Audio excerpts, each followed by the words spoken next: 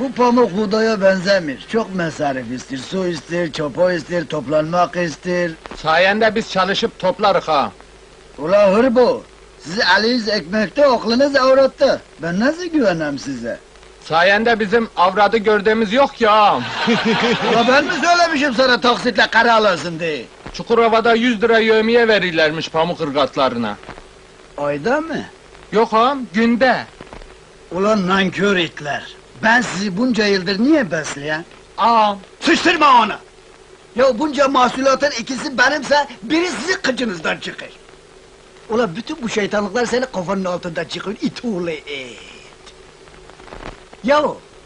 Bu dünyalarınız yetmiyormuş gibi, öteki dünyalarınızı da düşünüp yeni cami yaptırırım. Daha ne istiyorsunuz vicdansızlar? Camimiz var, karımız yok ha. Toprağımız yok. Sus ulan!